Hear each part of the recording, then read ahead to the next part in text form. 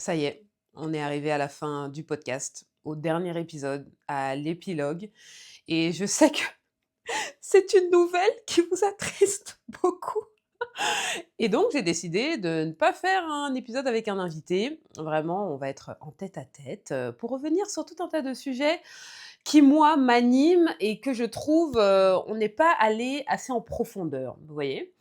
Donc, pour ceux qui n'ont pas envie de voir ma tête, parce que là, on en fait ce je me suis dit, pour finir la saison en beauté, on va enregistrer, l'épisode, on va le filmer.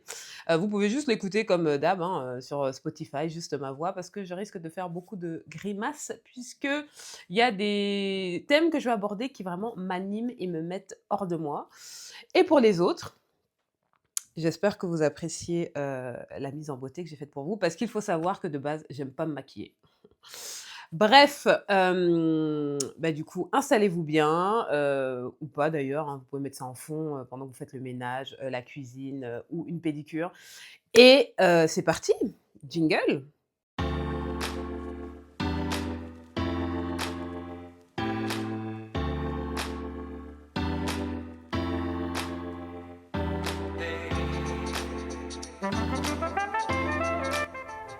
Bonjour, je m'appelle Bianca et je vous souhaite la bienvenue dans ce nouveau podcast, trentenaire ou presque.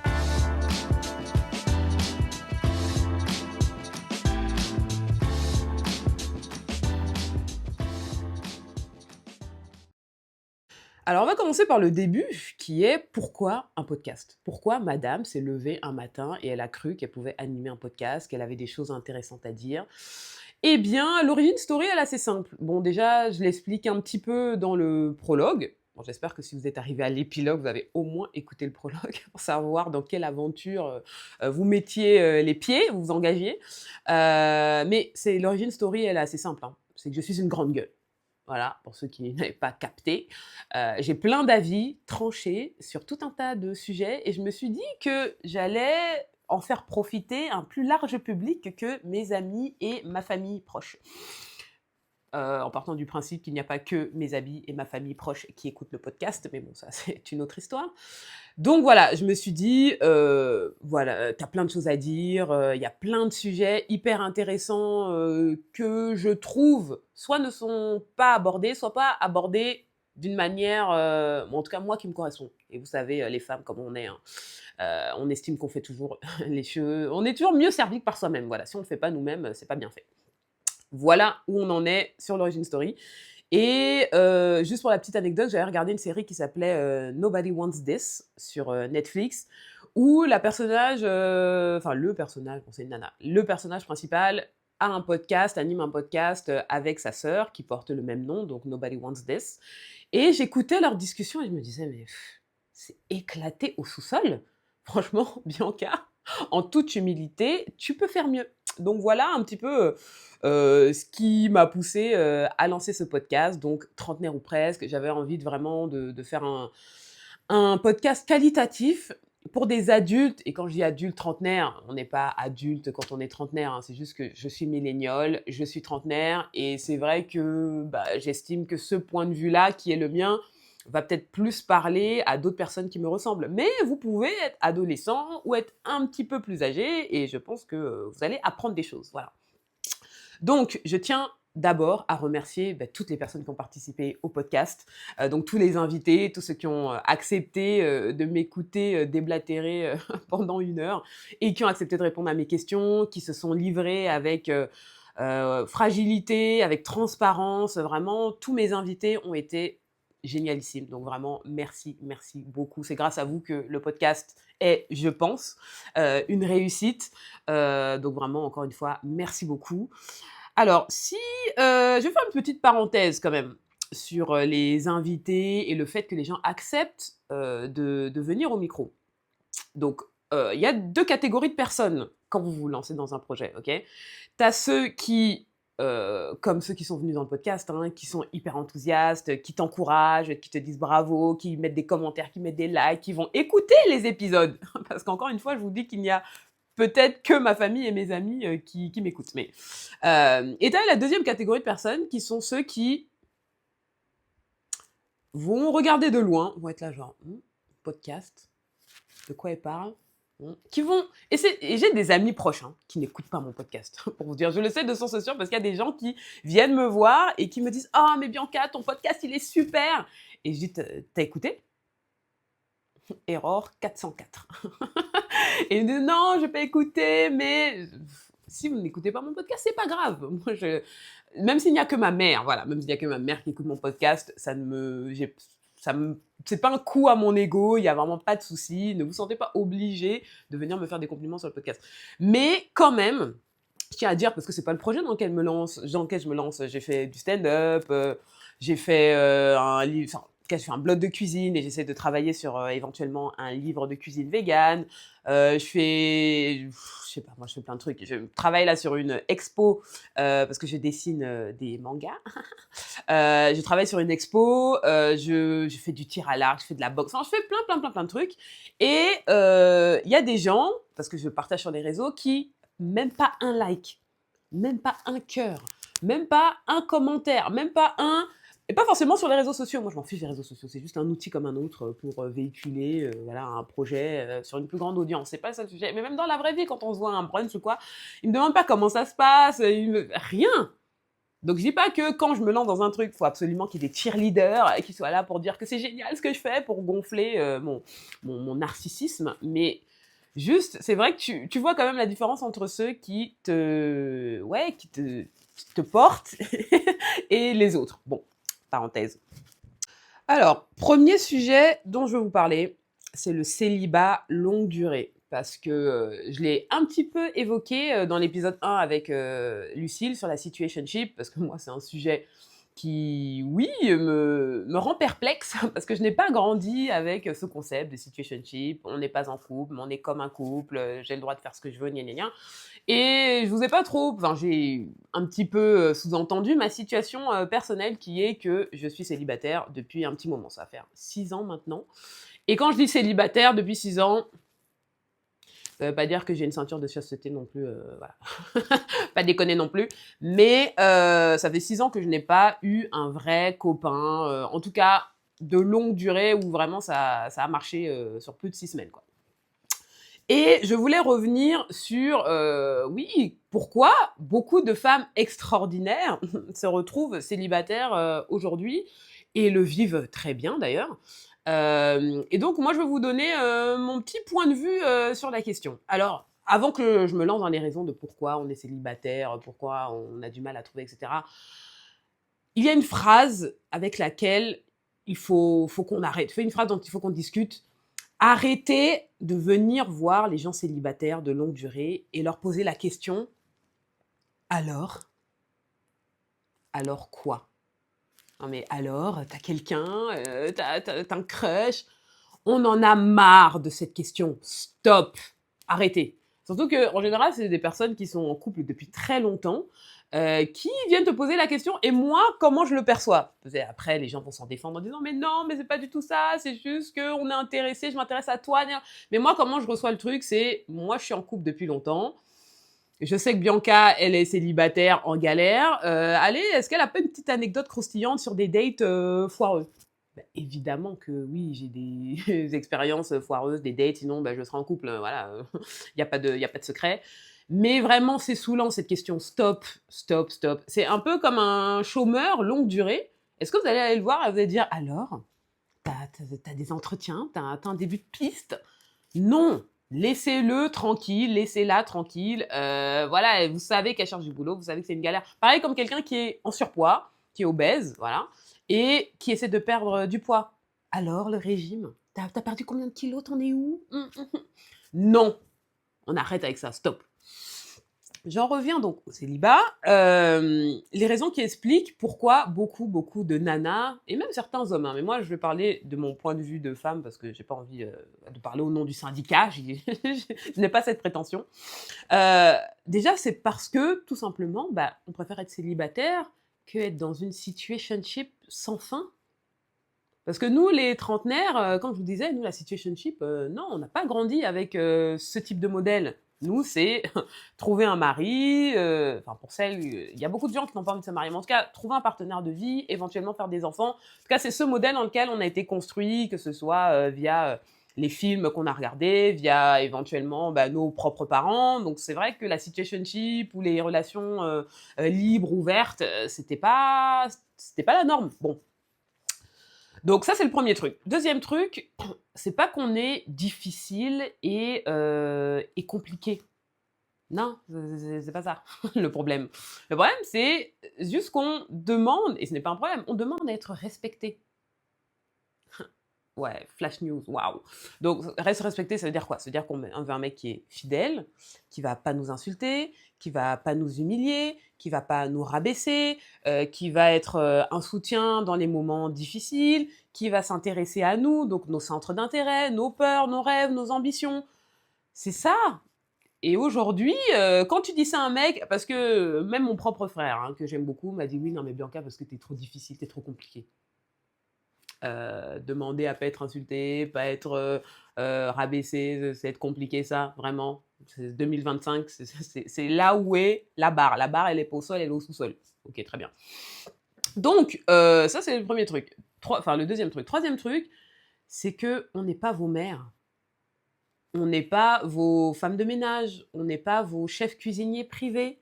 Et on a envie que vous preniez le temps de travailler sur vos traumas. Alors déjà, quand tu as dit ça, waouh, une liste de courses, voilà, si vous voulez quelqu'un qui fait tout ça, prenez un chien. Bah oui, je vais prendre un chien. Dès que j'ai les moyens de pouvoir vivre dans une maison, dès que j'ai la logistique qui va avec, je prends un chien. Que j'ai un partenaire de vie ou pas, hein, je vous le dis. Quelqu'un qui va m'aimer, voilà, et qui va... Sans rien même parfois demander en retour. C'est ça l'amour, est-ce que c'est pas ça l'amour? C'est aimer, voilà, de manière... Pas sans rien demander en retour, hein. Je suis pas en train de dire qu'il faut tomber dans des relations toxiques où tu donnes tout et le mec en face il donne rien, mais c'est vraiment se jeter à corps perdu et ouais, juste vouloir faire en sorte que la personne avec qui on est soit heureuse. Pour moi, c'est ça le bail. Bon. Donc, on n'est pas non plus aigri et trop indépendante. Ça veut dire quoi être trop indépendant quand on est une femme adulte? C'est quoi le message derrière? Je sais que les incels, là, s'il y a des incels qui se sont perdus devant cette vidéo, ils doivent être en train de trembler et de suer à grosses gouttes. Ça veut dire quoi être trop indépendante? Mais c'est vrai qu'il y a des hommes qui sont effrayés, qui se sentent menacés par une nana qui, oui, est financièrement indépendante et qui n'a pas besoin d'un mari pour s'acheter ce qu'elle veut, partir en voyage et prendre ses propres décisions.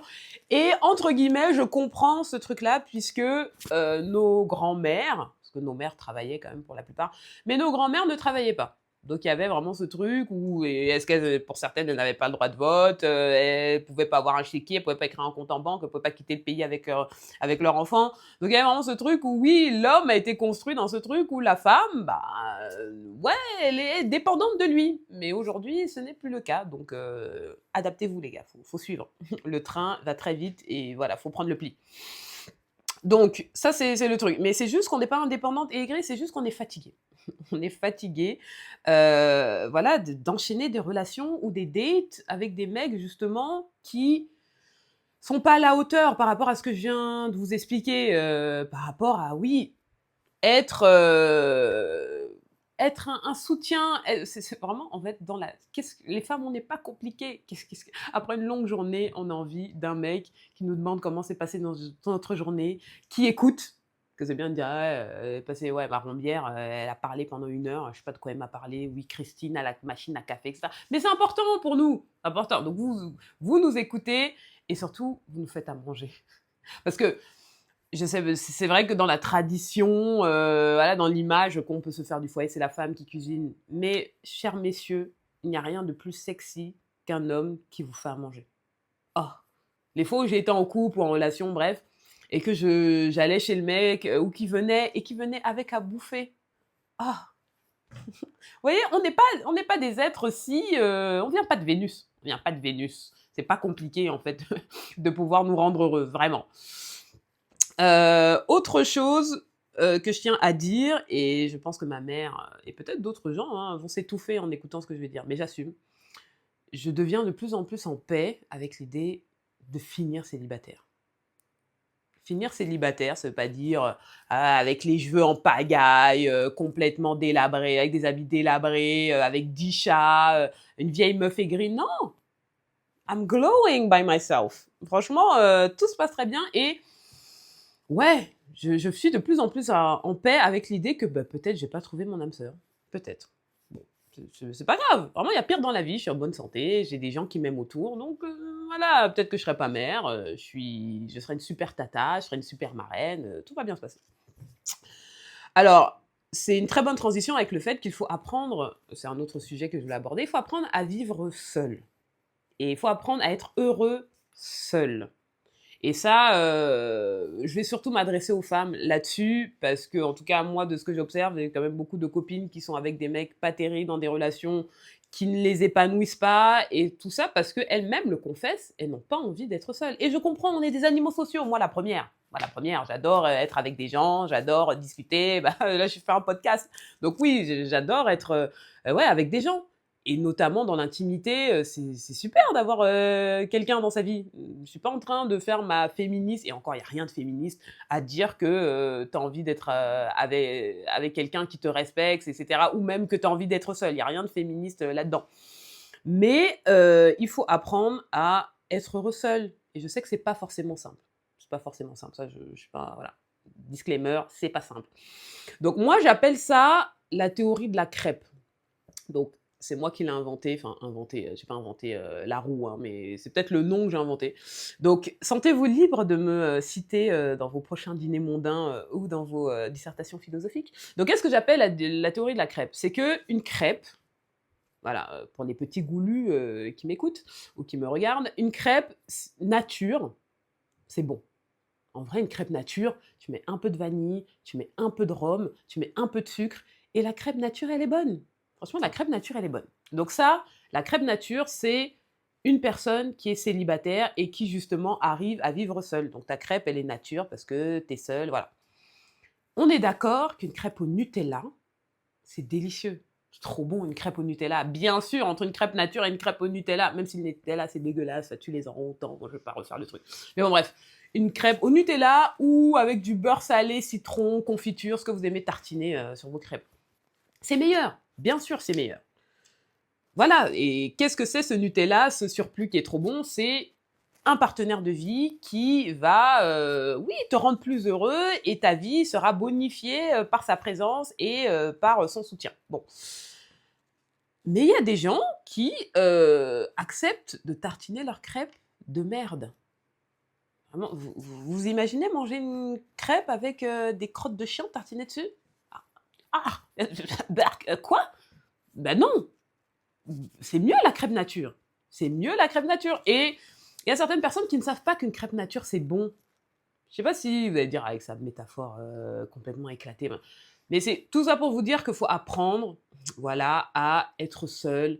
Faut apprendre à être heureux seul. Et vraiment, justement, quand je parlais de gérer vos traumas, notamment messieurs, c'est que par vous-même, vous êtes un être, pas complet, parce qu'on est toujours perfectible, personne n'est parfait, etc. Mais en tout cas, vous savez qui vous êtes, vous savez quelles sont vos qualités, vous savez quels sont vos défauts, vous savez qu'est-ce qui vous trigger, donc qu'est-ce qui vous met dans un état hors de vous, qu'est-ce qui vous attriste, etc. Et c'est quand vous avez fait le bilan sur vous-même que vous pouvez prendre soin de quelqu'un d'autre, que vous pouvez accueillir quelqu'un d'autre dans votre bulle. Je pense que de manière générale, moi je vous ai dit hein, sur l'épisode avec Coretta sur le mental d'acier, moi j'ai vu un psy. Donc tout le monde dit ah mais Bianca parfois t'as l'air trop sûre de. Non mais Rome ne s'est pas fait en un jour, ok. On devrait tous consulter un psy. Voilà, disons-nous-le entre nous, on devrait tous consulter un psy. On a tous des traumas, on a tous voilà, des peurs irrationnelles. On devrait tous se faire consulter et je pense que la société s'en porterait beaucoup mieux. Bref. Mais c'est vrai que de savoir qui on est et d'avoir fait ce travail qui est long, hein, c'est sur le temps long, que après on peut arriver à être un partenaire sain, un partenaire sur lequel on peut compter. Et donc ça, bah, aujourd'hui, voilà, c'est ça qu'on recherche. Ça qu'on recherche, nous les femmes en particulier. Autre chose que je voulais, dont je voulais vous parler. Voilà, n'acceptez pas d'être avec quelqu'un qui va vous sucer votre énergie vitale comme un vampire. Ok? Ça, on n'en veut pas. C'est plus à la mode, surtout quand tu as la trentaine. Quand t'es encore jeune, tu vois, ado, vingtaine, machin, le bad boy, celui qui ne va pas répondre à tes textos, celui qui va prendre 3 jours pour te répondre.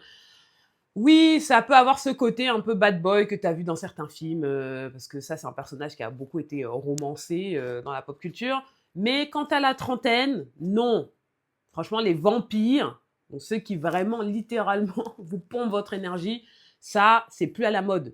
Twilight, Vampire Diaries et autres True Blood, on dit stop. Ok. Alors, je vais passer du coq à l'âne, pour ne pas dire de la chauve-souris au cochon végétal. On va revenir sur le sujet du véganisme. Alors ça, c'est l'épisode de... Je vais pas dire de bêtises. C'est quel épisode? Je reprends mes petites notes. Ah, j'ai trop d'épisodes, vous voyez. C'est l'épisode 13.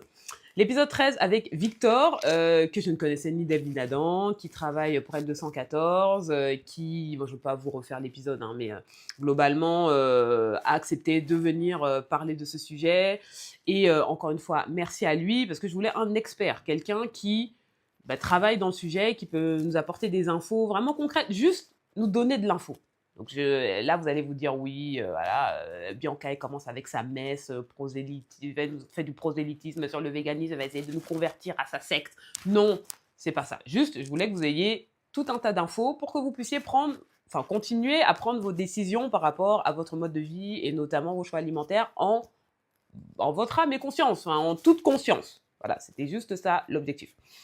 Donc, juste, je vais revenir sur plusieurs trucs. Alors, le premier truc, arrêtez de venir nous saouler, nous les véganes et les végétariens, quand vous savez qu'on est végétarien, et venir nous poser 1 milliard de questions sur pourquoi on a fait ce choix, et vous êtes sûr que même le petit producteur, vous ne pourriez pas manger. Ah, mais des œufs, mais si la poule est vit dans le jardin, tu manges l'œuf ou pas? Arrêtez! J'en ai marre, vraiment, j'en ai ras le cul, désolé de l'expression, j'en ai ras le cul de répondre à toutes vos questions. Moi, c'était il y a 2 semaines. Quelqu'un m'a demandé, quand je lui dis que je suis végane, est-ce que je suis suivie par un nutritionniste? Oh, et tous ceux qui vont même borderline t'insulter.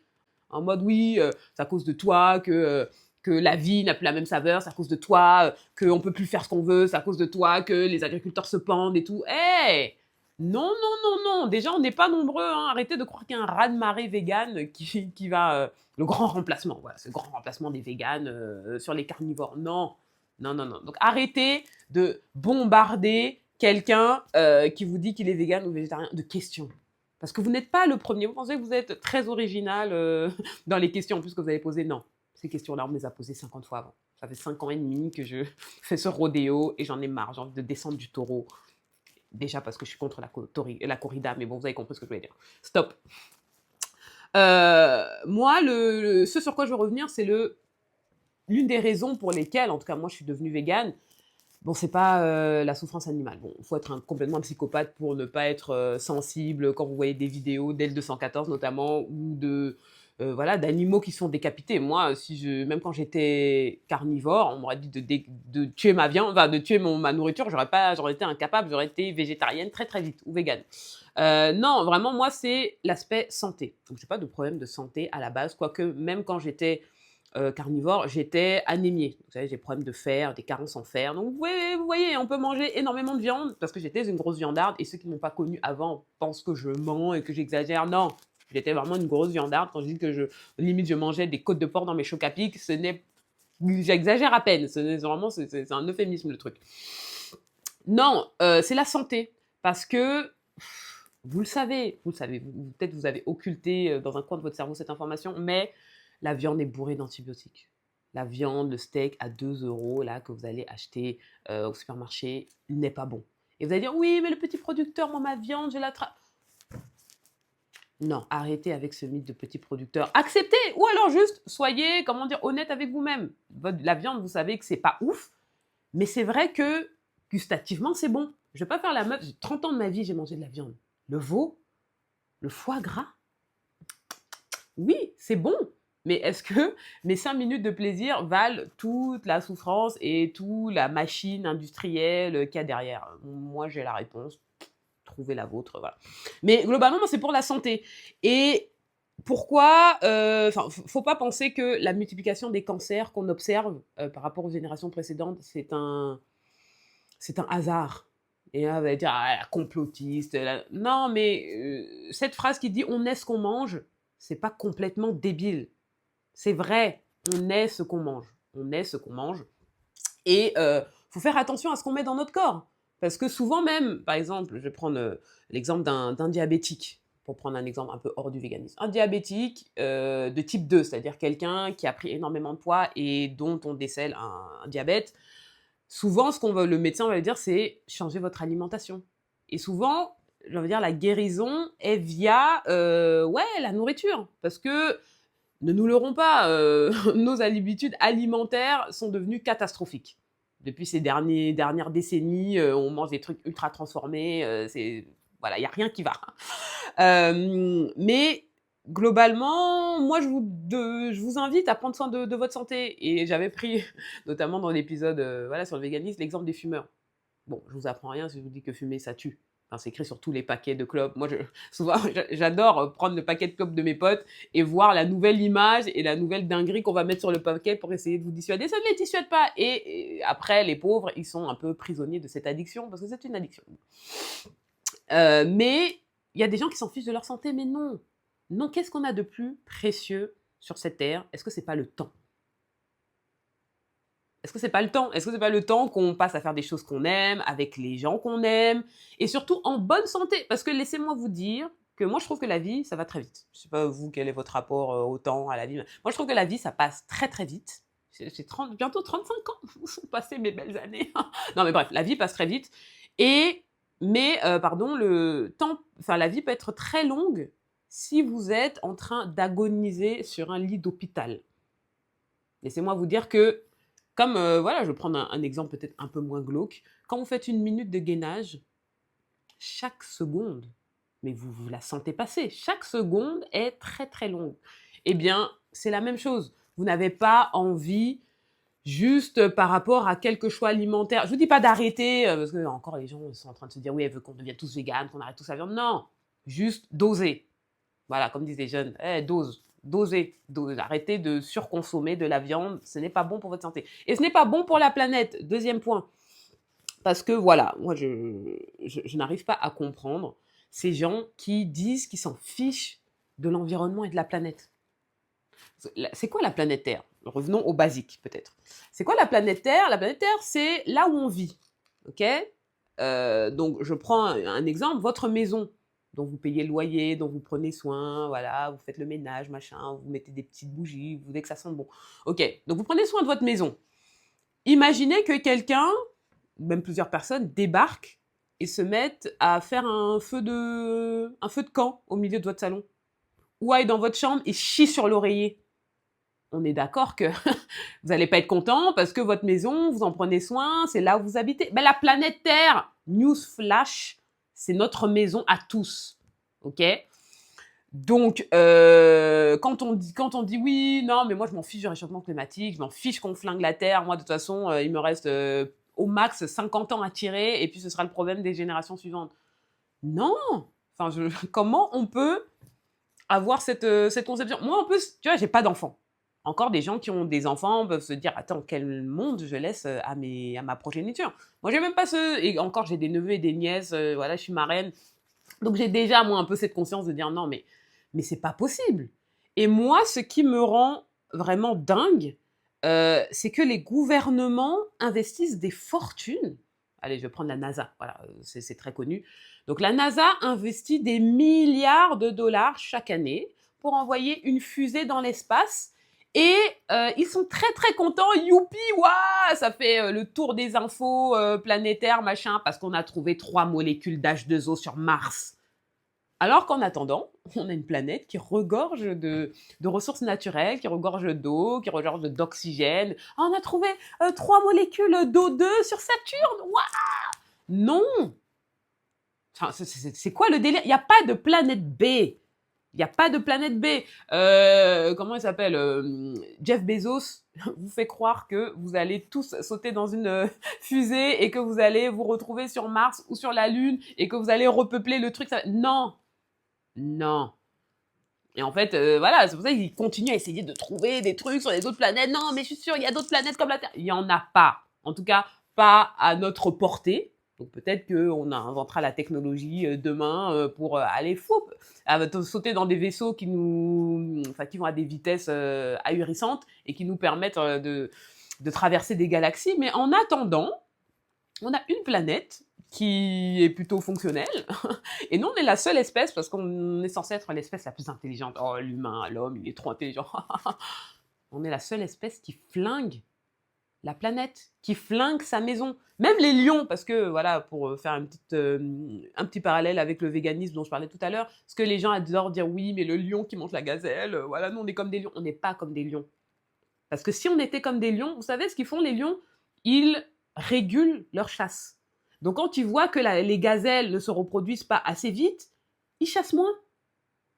Ouais, vraiment, je rêverais qu'on soit comme des lions. Mais on n'est pas des lions. Voilà, on est on est des êtres humains. Et vraiment, ce truc où, voilà, on jette. Parce que moi, j'appelle ça jeter. Il y a des gens qui, voilà, adorent la conquête spatiale et qui vont dire non, c'est pour le progrès, c'est pour la science. Mais en quoi ça fait avancer l'humanité d'envoyer des gens dans l'espace trouver 3 molécules d'eau ou d'oxygène? Tandis qu'on a des millions, des centaines de millions de personnes sur la planète qui meurent de faim. Ces milliards investis sur cette fusée. Vous voulez pas qu'on règle d'abord les problèmes qu'on a sur notre planète avant d'essayer d'aller conquérir les autres? Non? Ah. Je vous laisse réfléchir à ça.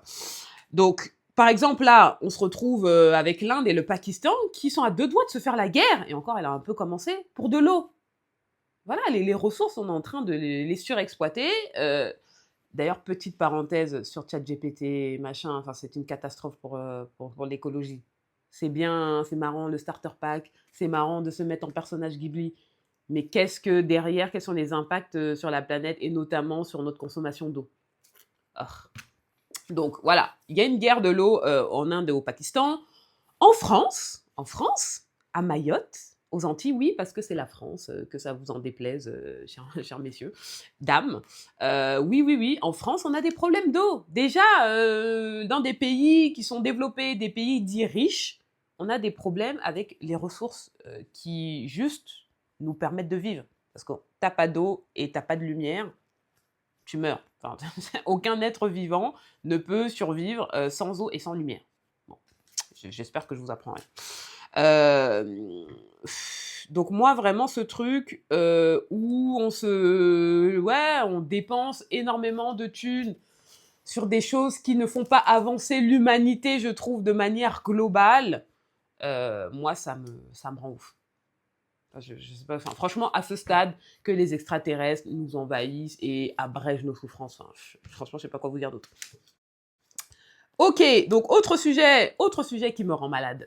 Le hashtag Not All Men. Oui, il faut qu'on en parle. Et là, les machos, pervers narcissiques, incels qui m'écoutent doivent être en train de, de frémir sur leur chaise. Oui, le hashtag Not All Men. Donc, vous avez entendu parler de cette traîne. On en parle dans l'épisode 4 avec Maxime et aussi dans l'épisode 18 sur les hommes et la santé mentale. Vous connaissez cette traîne de l'ours? Vous savez que votre fille, votre fille, est perdue dans une forêt et vous savez qu'il y a un ours qui rôde, ou vous préférez qu'il y ait un homme qui rôde? Et 90% des gens disent ils préfèrent que ce soit l'ours. Ils préfèrent que ce soit l'ours. Ça en dit long quand même. Les propres hommes, c'est vous. Vous-même, vous dites que vous préférez que votre fille soit face à un ours qu'un homme. Bon. Il y a l'autre traîne. Alors ça, les hommes, vous adorez ça. Il y a l'autre traîne qui se pose la question, est-ce que 100 hommes peuvent venir à bout d'un gorille? Non, mais moi, je préfère, enfin, si ce gorille, déjà qui vous éclate, les 100 hommes, ne vous faites aucune illusion. Moi, je préfère me retrouver enfermé dans une cage avec un gorille qu'avec un homme. Donc ça, c'est juste la petite intro pour remettre les choses en perspective. Mais not all men, donc les féminicides, les harceleurs de rue, les viols, les frotteurs dans le métro, la pédophilie, tout ça, c'est... Bon, on a peut-être un contre-exemple qui est Brigitte. Enfin, tant est que ce soit effectivement un homme, hashtag Jean-Mi. Mais bon, globalement, c'est que des hommes, ça. Enfin, regardez les stats. Et en fait, moi, le problème que j'ai avec le hashtag Not All Men, c'est que, en fait, euh, vous, votre réflexe, je dis pas tous les hommes, hein, mais voilà, justement, je rentre dans ce truc Not All Men, mais en tout cas, la plupart des hommes qui défendent donc ce hashtag Not All Men, eux, leur réflexe, c'est au lieu de se demander c'est quoi le problème, justement, pourquoi toutes les femmes ouais, sont terrifiées par les hommes, vous, votre réflexe, c'est de vous défendre et de dire ah non, ah pas tous les hommes, ah non, non, non, hein, pas tous, hein, ah non, nous, à moi, ah, non, non. Pourquoi vous vous sentez obligé comme ça directement de vous défendre? Juste, moi, comment on s'attend à ce que enfin, un homme, je vais pas dire déconstruit parce que là aussi vous allez sauter de votre chaise, mais comment un homme bien dans sa tête et bien voilà dans ses émotions, etc. On s'attend à ce qu'il réagisse quand il a une info qu'une Gisèle Pellico, donc une femme d'un certain âge, s'est fait violer par une cinquantaine d'hommes et il y avait de tout là-dedans. Il y avait des pères de famille, il y avait des jeunes, il y avait des vieux, il y avait différentes origines, il y avait de tout là-dedans. Ce qu'on s'attend, votre réaction, ce qu'on s'attend à ce que vous disiez, c'est mais qu'est-ce qu'on fait? Enfin, c'est quoi l'origine du problème? Qu'on essaie à trouver des solutions et pas juste dire pas moi, moi jamais, moi non. Non, non, stop, stop. Franchement, euh, je pense que la solidarité masculine devrait être étudiée par des scientifiques, vraiment. Cette, cette capacité que vous avez à vous défendre, mais défendre l'intendable. Moi, sur Pellico, j'ai des potes à moi, hein, disaient, mais on était sûr qu'elle n'était pas consentante. Attends, enfin, toi, tu accepterais que, enfin, tu trouverais pas ça bizarre que ta compagne attende que tu dormes pour faire venir des nanas pour te monter dessus? Et puis, je sais que certains d'entre vous, c'est peut-être un fantasme. Mais elle n'était pas consentante, puisqu'on voit bien sur les vidéos que dès qu'elle bouge un petit peu dans son sommeil, les gars sont apeurés, donc ils savent. Ils savent que à la base, si elle se réveille, ils vont être en panique parce que jamais de la vie elle aurait accepté un truc pareil.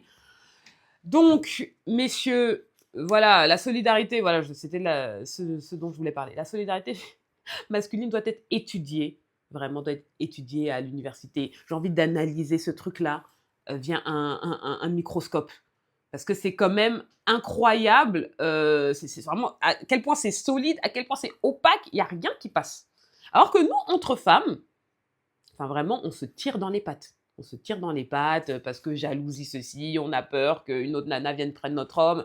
Vraiment, la solidarité féminine, elle est vraiment women supporting women. Non, ça, vraiment, j'ai l'impression que ça n'existe pas. On n'arrête pas de se trahir, on n'arrête pas de se faire des coups dans le dos. C'est quand même assez impressionnant. Je pense que Judas, au petit-déj, il buvait des jus du concentré de sororité avant de claquer la bise à Jésus. Vraiment. Donc, franchement, les femmes, faisons mieux, mais vous, les hommes, posez-vous les bonnes questions. Arrêtez d'être tout le temps sur la défensive quand on parle voilà, d'un viol, de trucs. Non, juste demandez-vous d'où ça vient, pourquoi autant d'hommes font ça. C'est ça, essayons de comprendre pour essayer d'avancer. Ok, alors, passons à un sujet peut-être un peu plus joyeux, parce qu'il faut savoir que je rentre d'un voyage au Japon. Si vous avez un petit peu suivi les différents épisodes, vous savez que je suis fan du Japon. Voilà, j'ai une passion pour le Japon parce que j'ai grandi, je suis de la génération Club Dorothée, j'ai grandi en regardant Nicky Larson, Ranma and Sailor Moon, Ken le Survivant. Bon, Ken le Survivant, c'était peut-être pas une très bonne idée parce que c'est quand même très violent comme truc, mais bon, a priori, je suis pas devenue psychopathe. Allegedly. Donc, vraiment, moi, les mangas, ça m'a bercé toute ma vie. Voilà, j'ai passé mon temps devant des dessins animés. Enfin, c'est pas des dessins animés, c'est des mangas, c'est différent. Bref. J'adore en dessiner, je suis fan du japonais, je trouve que c'est une très belle langue, je suis fan de J-pop, voilà, de la musique pop mais japonaise. Donc, je me suis pris 2 semaines où je suis partie à Tokyo, à Kyoto et à Osaka, et je vous avais dit dans l'épilogue que si ça vous intéressait, je vous ferais peut-être un petit feedback de moi, mon expérience en tant que touriste, de mon voyage au Japon, et qu'on y réfléchisse un petit peu ensemble parce que je pense qu'on peut apprendre 2-3 trucs de la manière dont fonctionne la société nippone. Alors, à quoi vous attendre en termes de choc culturel quand vous allez arriver au Japon? Alors, le premier truc, c'est la propreté. La propreté des toilettes. Je ne vais même pas rentrer dans le débat de ces toilettes qui font bidet et qui vous arrosent les fesses et qui voilà, vous chantent une berceuse et tout. Bon, ils sont dans le futur par rapport à ça. C'est vraiment un moment de sérénité entre toi et toi-même quand tu t'assois sur des toilettes au Japon. Bref. Mais la propreté. Revenons sur la propreté des toilettes. Il faut savoir qu'il y a des toilettes dans chaque station de métro. Donc tu ne te retrouves jamais en galère. Ah mince, où est-ce que je vais me faire pipi? Non. Et c'est gratuit, hein. Parce qu'il y a des toilettes aussi, vous allez me dire, ouais, à Châtelet-Léal, il y a des c'est 1 euro. C'est 1 euro pour aller faire un petit pipi, quoi? Franchement, faut être riche maintenant pour se soulager. C'est quoi ce délire? Bon, donc, des toilettes partout, et elles sont d'une propreté. Hier, j'étais au restaurant. Hier, j'étais au restaurant avec une copine, dans le premier arrondissement, donc restaurant qui est censé être un peu chic, et les toilettes de ce restaurant étaient moins propres que les toilettes du métro japonais, Tokyoite. Quoi? Non, mais c'est un délire. Et il y a aussi des toilettes publiques partout, elles aussi, propres. Je sais pas, peut-être qu'il y a une technologie, elles se nettoient toutes seules. Je crois que j'avais vu ça. Il y a certaines toilettes qui se nettoient toutes seules. Incroyable. Donc ça, c'est le premier truc, trop bien. Deuxième truc, c'est le respect. Le respect des règles, le respect d'autrui. Et en fait, il faut savoir que les Japonais, eux, ils se construisent en tant que groupe. En fait, depuis qu'ils sont tout petits, on leur apprend à respecter toutes les règles qui vont faire que le groupe va être uni et va bien se porter. Donc, comme on dit, oui, ta liberté s'arrête là où commence celle d'autrui. Ça, c'est des belles paroles qu'on dit en France. Mais au Japon, c'est véridique. C'est pas que de la théorie, il y a vraiment de la pratique. Donc, tout le monde, on te bouscule, la personne s'excuse, elle a l'impression qu'elle te gêne, elle va s'excuser. Enfin, vraiment, ce respect des uns et des autres, et surtout le respect aussi des anciens. Alors ça, les seniors sont respectés. Enfin, et vraiment, il y a quand même un parallèle à faire, c'est vrai qu'en Afrique. En Afrique aussi, il y a vraiment ce truc où nos aînés, et pas forcément un grand-père, quelqu'un de grabataire, non. Ne serait-ce que nos parents, il y a vraiment ce truc où il y a des choses que je ne peux pas me permettre de dire à mes parents. Et souvent, j'entends que ce soit à la télé, Super Nanny, super émission. Super Nanny, c'est une nounou qui vient donner un coup de main à une famille, à des parents qui sont désespérés face à un enfant qui est beaucoup trop turbulent.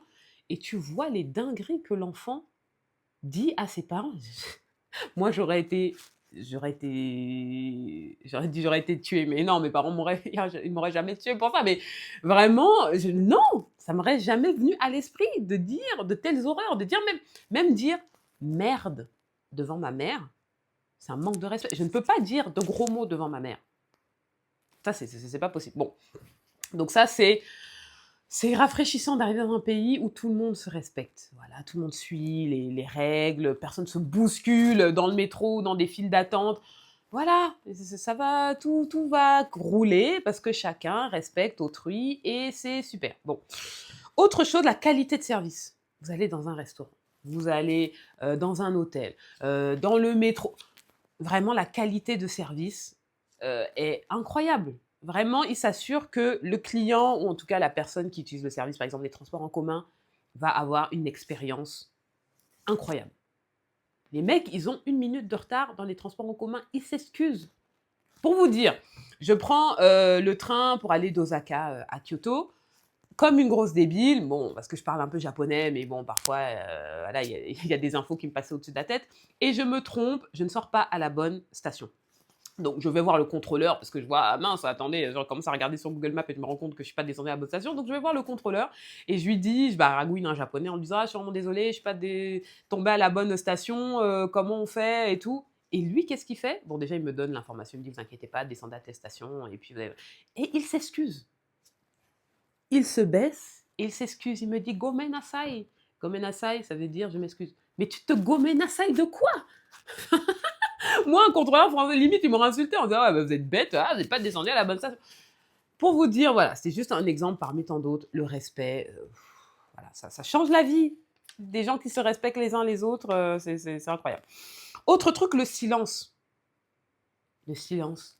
Parce que vous allez vous trouver à Shibuya, pour ceux qui connaissent un peu Shibuya, c'est un quartier de Tokyo où vous avez l'un des plus grands passages piétons du monde. Vous avez 4, 5, 6 passages piétons qui se croisent. Et c'est reconnu comme un des endroits les plus agités, on va dire, de Tokyo. mais même à cet endroit-là, on s'entend réfléchir. On peut chuchoter, la personne à côté de toi, elle va entendre ce que tu vas dire. Parce que les Japonais ne gueulent pas. Ils gueulent pas dans la rue, ils gueulent pas dans les transports, ils gueulent pas dans le train, dans l'avion. Enfin, parce qu'ils savent que de trop gueuler, d'être trop bruyant, ben oui, ça va gêner celui qui est à côté de toi. Bah oui. Et donc, en plus de ça, vous avez, je dirais, les 80% des voitures qui sont hybrides. Donc les trucs, ça arrive comme des chats. Parfois, tu te fais surprendre par une voiture parce que si tu n'as pas regardé à gauche et à droite, parce qu'il faut savoir qu'eux, ils roulent à gauche. Il ne faut pas se tromper. Voilà. Et personne ne klaxonne. Ils ne klaxonnent que vraiment en cas de danger. Donc vous êtes dans une des plus grosses mégalopoles du monde et il n'y a pas de bruit, c'est silencieux. Ah. Voilà, donc ça, c'est, je dirais, les gros points qui sont vraiment top dans cette ville. Et je sais ce que vous allez dire, oui, il y a un revers de la médaille, tout n'est pas parfait au Japon, aucun pays n'est parfait. Mais le Japon, franchement, s'en rapproche de ouf. Donc, voilà. Mais donc, ouais, reparlons un petit peu du revers de la médaille, parce que je ne suis pas que aveuglée par le Japon, j'ai quand même un petit recul par rapport à ce qui peut ne pas fonctionner.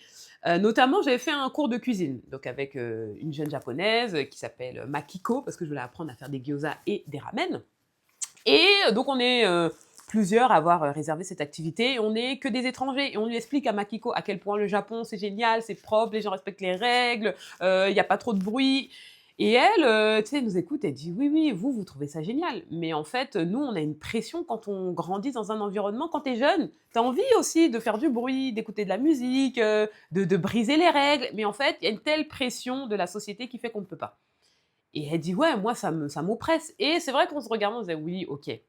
Ok, on peut comprendre ce truc-là, mais même on lui a fini par lui dire, franchement, entre une jeunesse qui est un petit peu stressée par le fait de ne pas pouvoir mettre de la musique fort dans le métro ou de manger comme ça, d'embaumer toute la rame avec son kebab, et une société qui fonctionne... Ouais, non, franchement, Japon, on préfère ça. Bref. Donc, il y a ce petit aspect qui peut être négatif. Autre chose, c'est la solitude, et notamment la solitude des salarymen, comme on les appelle. Bon, c'est des employés de bureau, surtout des hommes, qui dévouent toute leur vie à leur travail, qui ne vivent que pour leur travail, et qui, pour oublier le fait que souvent, ils n'ont pas de compagne, parce qu'ils n'ont pas le temps d'en trouver, ou parce qu'ils sont trop awkward, ils savent pas comment draguer, machin, parce qu'il y a beaucoup de mariages arrangés, parce que les gens n'arrivent plus à draguer. Traditionnellement, ils se bourrent la gueule, et vous les voyez complètement bourrés et endormis dans le métro, ou alors à minuit dans certains quartiers. Donc oui, ça, et le fait qu'il y ait des catégories hentai assez douteuses. Il y en a qui épousent leurs poupées gonflables. Bon. Ah, who am I to judge? Non, mais c'est vrai qu'il y a une vraie solitude qui est assez compliquée. Et c'est vrai aussi, dernier peut-être truc à mentionner, c'est le taux de suicide et de disparition. Alors ça, j'en parle dans l'épisode 9 sur le ghosting. C'est vrai qu'il y a une telle pression dont parlait donc Makiko, celle qui nous a appris à faire la cuisine, que bon, soit ils se suicident, ce qui est vraiment la pire chose à faire, soit ils préfèrent disparaître. Donc les Joatsu, c'est ces personnes qui volontairement disparaissent parce que soit elles ont des dettes, soit ouais, elles ont perdu leur travail, soit elles ont trompé, ou enfin, c'est des personnes qui ont trompé leur compagnon et peut-être ont fait des enfants hors mariage, et du coup la honte sur eux fait qu'ils préfèrent disparaître. Et vraiment, il y a tout un business, hein. Il y a des entreprises qui t'aident à déménager la nuit, qui t'aident à disparaître, à trouver une nouvelle identité. Il y a un vrai business. Attention, le capitalisme ne loupe jamais une occasion de se faire du blé sur le malheur des gens. Parce que quelqu'un qui décide de disparaître, il ne le fait pas en sifflotant et en galopant, quoi. Bon. Donc, comme je le disais, il y a des choses qui sont pas ouf, mais toi, en tant que touriste, bon, c'est vrai que ça t'affecte pas trop le sort des salariés. Donc, si vous voulez passer 2 semaines voilà, dans un pays... En plus, moi, j'ai un petit peu des tocs. Je dirais pas que je suis maniaque, mais d'arriver dans un pays où tout est beau, tout est propre, tout est rangé, j'avoue que c'est une bouffée d'air frais incroyable. Allez au Japon, vous ne le regretterez pas. Surtout qu'en ce moment, si vous avez l'occasion, il y a l'expo universelle, avant c'était Dubaï, qui est en ce moment, et c'est vrai que c'est quand même incroyable. Donc pour ceux qui ne connaissent pas l'exposition universelle, c'est tous les pays du monde qui viennent présenter leur pays, leur culture, et tu as vraiment l'impression de faire le tour du monde sans voyager. et c'est génial. Donc allez-y. Autre sujet dont je voulais parler, donc je vais revenir sur l'intelligence artificielle. Oui, parce que la vieille boumeuse que je suis a peur, j'ai peur, j'ai peur, j'ai peur. Donc Samuel m'a un petit peu rassurée en me disant que 20% des budgets alloués à la recherche sur l'intelligence artificielle sont quand même dédiés à faire en sorte qu'elle ne se retourne pas contre nous. Est-ce que 20% c'est vraiment suffisant? Mais bon, les avantages de l'IA, je sais qu'il y en a plein, notamment sur la médecine, ça fait des avancées incroyables, les gains de temps qu'on gagne parce que tu automatises des choses, aussi sur par exemple la traduction instantanée. C'est ce que m'expliquait Samuel, elle dit bah, c'est génial, moi je peux faire une vidéo maintenant et je peux instantanément la traduire dans plein de langues, sans avoir moi-même à les apprendre ou sans faire du doublage un peu dégueulasse. Donc oui, il y a plein d'avantages à l'IA. Là-dessus, on est d'accord. Un accès à des connaissances de manière assez instantanée, un puits de connaissances encore plus rapide et encore plus pertinent, je dirais, que Google. Mais moi, j'ai vraiment peur de l'abrutissement de l'espèce humaine. Vraiment.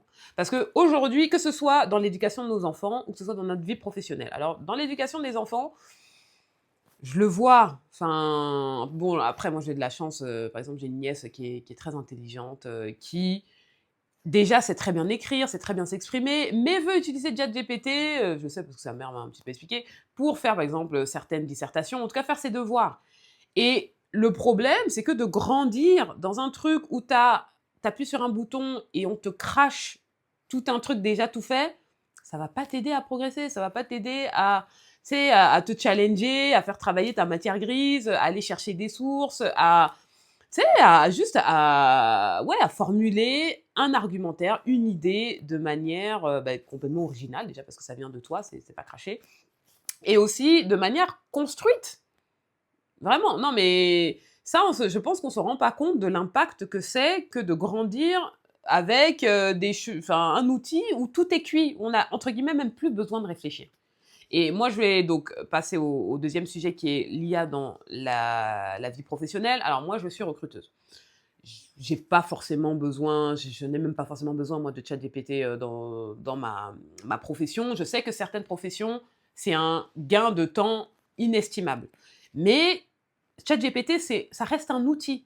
C'est-à-dire que c'est très bien quand tu as du recul sur ce que te pond ChatGPT, parce que ChatGPT continue, et c'est vrai que dans 5-6 ans, même avant, hein, ce sera devenu déjà un outil vraiment hyper puissant parce que c'est vrai que c'est un outil qui apprend en continu. Mais c'est parce que l'être humain continue à faire des petites modifications, à l'aider à progresser.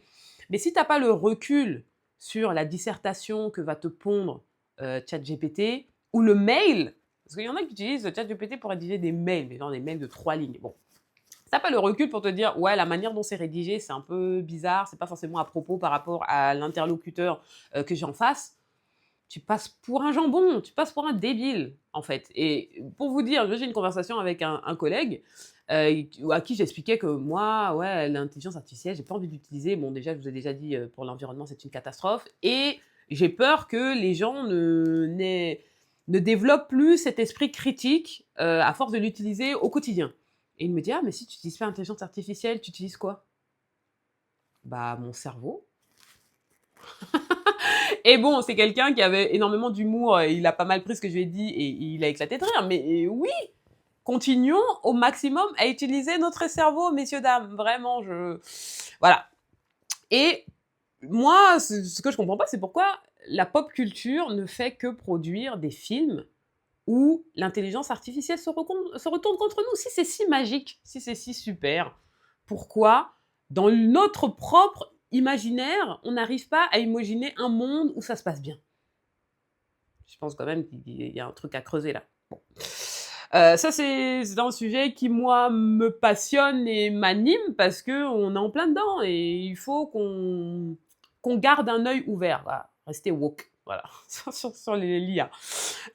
Autre sujet dont je voulais parler et qui, moi, me semble très important, c'est le rejet. Alors, on a beaucoup parlé dans l'épisode sur le ghosting avec Hélène. Moi, je parlais du rejet dans différents contextes. Donc, il y a d'abord, moi, je parlais du rejet professionnel parce qu'à l'heure où je vous parle, je suis au chômage. Oh, «Quoi? Au chômage? Ah!» Oui, en fait, bon, voilà, j'ai une rupture de, comment dire? De période d'essai avec mon employeur. Pour ne pas trop en dire, on va juste dire que c'était pas un good fit, voilà. Mais le rejet professionnel, peut-être même plus violent, par exemple un licenciement, parce que moi j'étais que depuis quelques mois dans cette boîte, donc ça m'a fait ni chaud ni froid, ça m'a laissé en 37. Le fait que je me sépare d'eux et il y a aucun souci, surtout que, bah, je touche le chômage, donc merci France Travail, qui a un petit peu financé donc mon voyage au Japon. Mais voilà, souvent les gens, quand ils perdent leur travail ou quand ils sont au chômage, il y a vraiment cette honte et cette culpabilité et ouais, cette, dépression un peu, latente, parce que les êtres humains, se construisent, en tout cas dans les sociétés où on travaille, on a des travails de bureau et cetera, se construisent par rapport à leur profession et vraiment, il faut qu'on arrête de faire ça. Tu n'es pas un moins que rien parce que tu as pas un travail. Tu n'es pas complètement, débile, un déchet inutile à la société parce que pour l'instant, tu n'as pas encore trouvé, l'emploi, soit qui t'épanouit, soit qui te correspond, bah, par rapport à toi, ce que tu sais faire, par rapport à tes compétences. Parce que c'est vrai qu'il y a des gens qui sont au chômage, mais si tu t'es fait chier pendant 10 ans à obtenir un doctorat, c'est pas pour aller, travailler au McDo. Enfin, voilà. Si vous n'avez pas encore trouvé, en termes, oui, de valeur, de salaire, de compétences, de responsabilités, le travail qui vous correspond, bah, c'est pas grave. C'est pas grave. La vie ne s'arrête pas, parce que en attendant que vous trouviez un emploi. Et j'avais écouté une vidéo d'un youtubeur il y a pas longtemps, qui travaille, enfin qui est un speaker sur, le développement personnel, je vous retrouverai son nom, et qui disait: «Moi, ce truc de trouver une balance entre vie pro et vie perso, moi je suis pas d'accord avec ce truc-là. Il ne doit pas y avoir de balance entre la vie pro et la vie perso parce que votre vie pro ne doit pas être au même niveau que votre vie perso». Parce que le travail, c'est oui, il faut travailler et en plus vraiment, juste petite parenthèse, vous avez trouvé que je digresse, mais c'est ça que les épisodes où on n'a pas un invité pour nous canaliser. Petite parenthèse sur le fait que l'espèce humaine est la seule qui, alors qu'on vit sur un rocher, perdu au milieu de l'univers qui tourne autour d'une boule de feu, on est les seuls débiles, on est la seule espèce qui se dit que c'est une bonne idée de se lever tous les matins, d'aller au travail et de payer des impôts. Allez dire ça à un ours, allez dire ça à un lion, on dit qu'on est comme des lions. Ouais, ben le lion, il se lève pas le matin pour aller au travail. De temps en temps, une fois par semaine encore, il va chasser. Et souvent, c'est les lionnes, d'ailleurs je dis lion, c'est les lionnes qui vont chasser.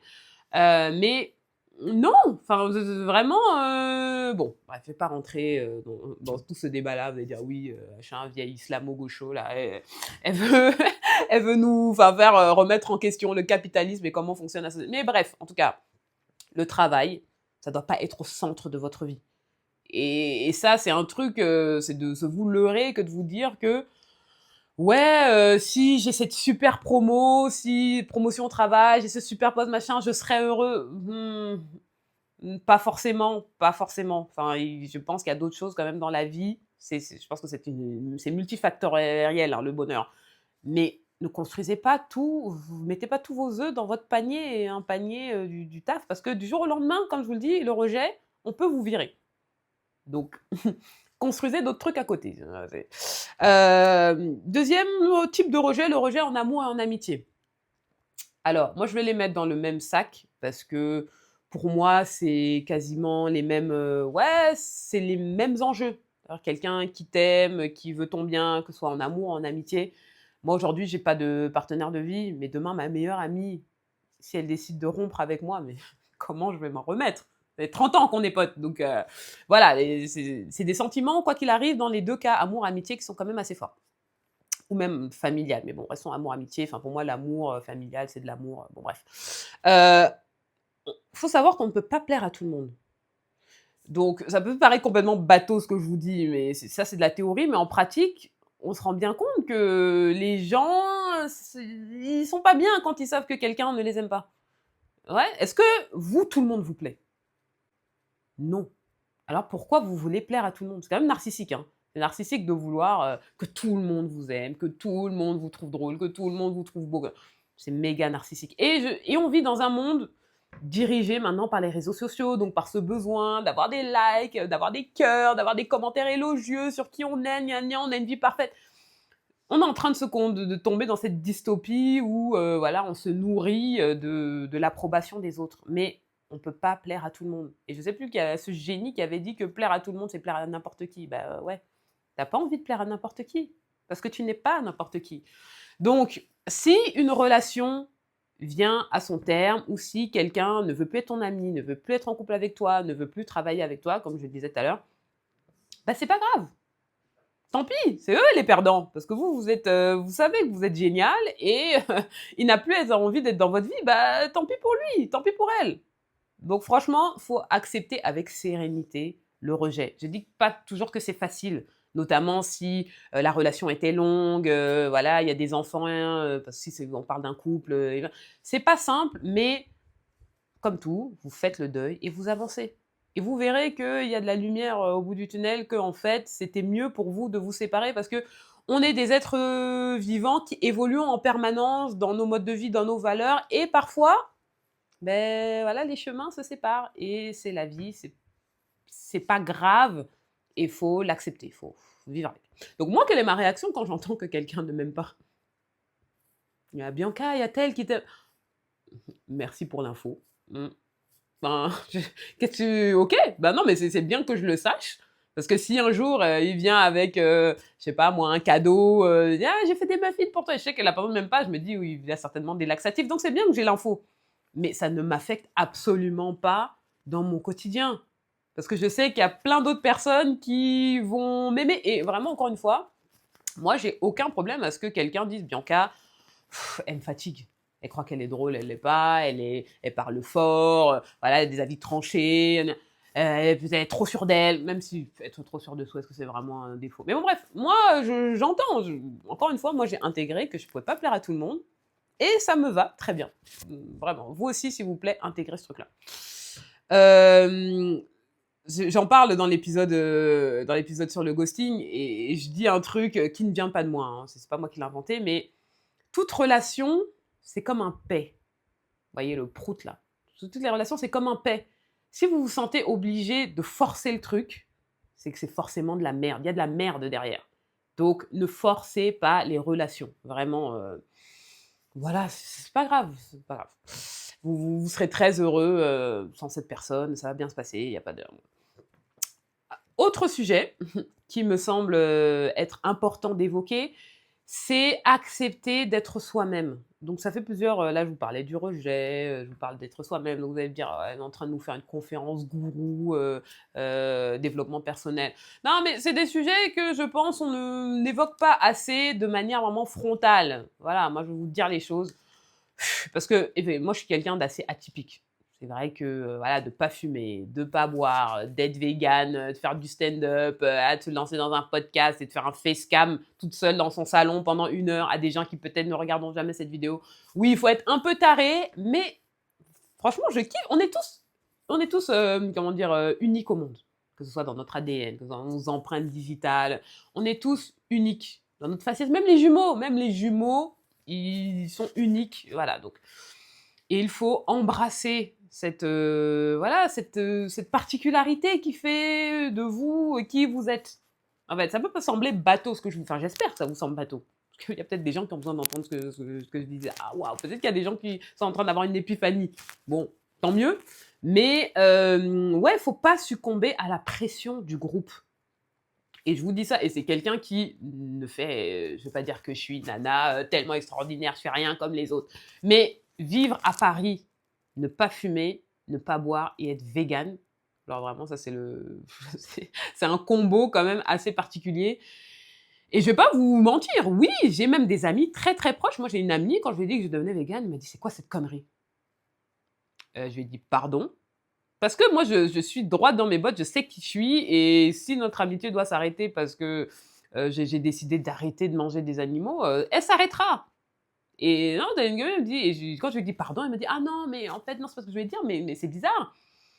Bon, j'ai moi un pote qui m'a dit, il se reconnaîtra s'il écoute le podcast, qui m'a dit si t'avais été végane avant qu'on devienne amis, on n'aurait pas été potes. Ok. Très bien, d'accord.